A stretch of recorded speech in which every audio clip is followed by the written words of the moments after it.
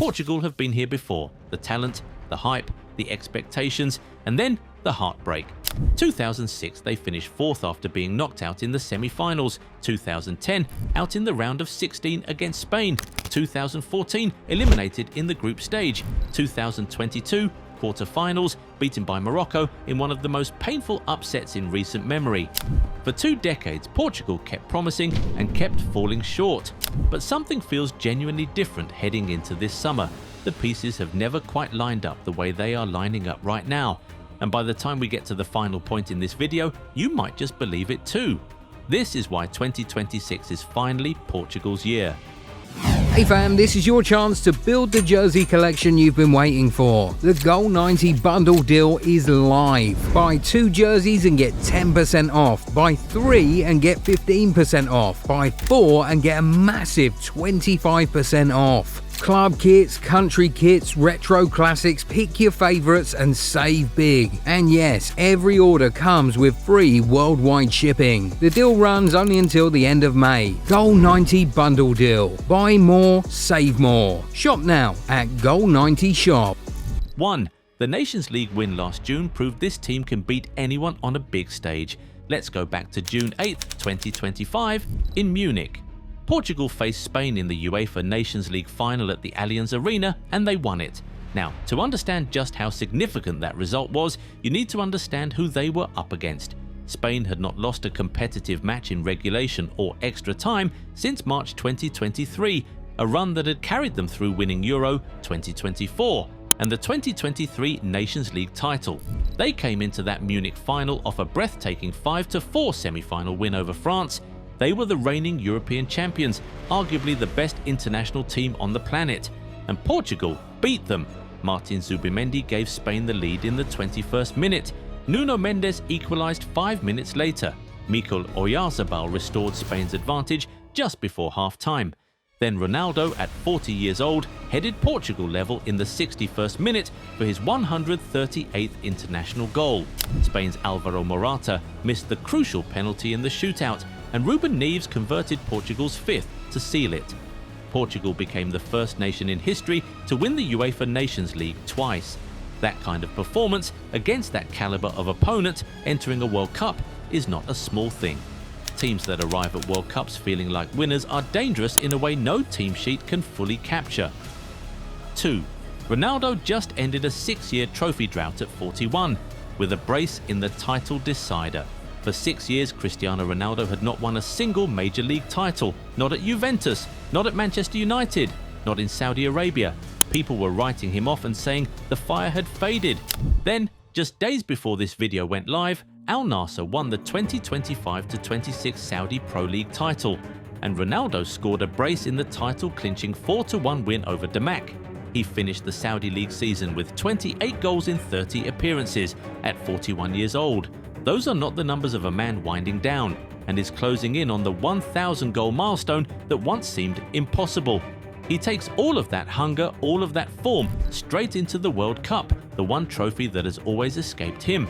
The World Cup is the final chapter of his story, and he is not going to walk away from that chapter without giving everything he has.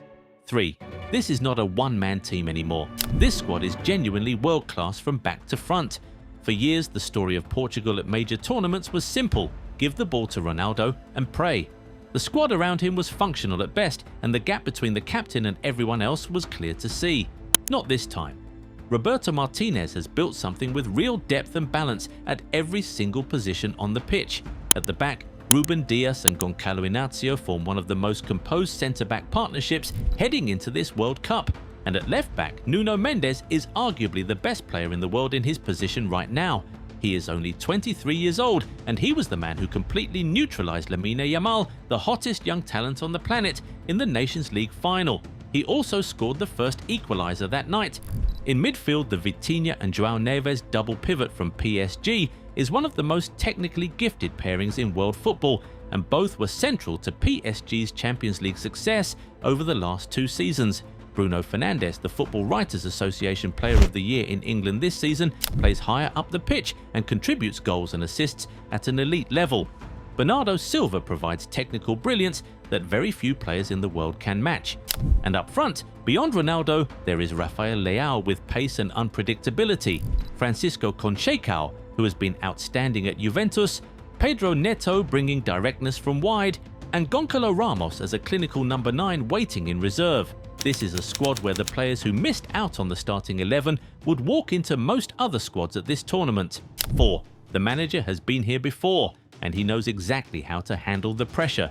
Managing a dressing room full of elite personalities at a World Cup is one of the most difficult jobs in football. Roberto Martinez has done it before. He led Belgium's golden generation for 6 years, keeping Kevin De Bruyne, Eden Hazard, Romelu Lukaku and Thibaut Courtois unified and motivated long enough to reach the top of the FIFA World Rankings and deliver Belgium's best ever World Cup result, 3rd place in Russia, 2018. He understands the psychology of managing big egos in high-stakes environments, and with Portugal, he has also shown genuine tactical flexibility. He has adapted his system based on the opposition throughout his time in charge, which is exactly the kind of adaptability that a 48-team World Cup, with wildly different opponents across every round, demands. He has kept Ronaldo central to the project without making the entire team dependent on one player. Former Portugal coaches bent their entire system around Ronaldo. Martinez has built a proper team that also happens to have Ronaldo in it. That distinction is enormous, and it could be the difference in the knockout rounds. 5. The bookmakers see it.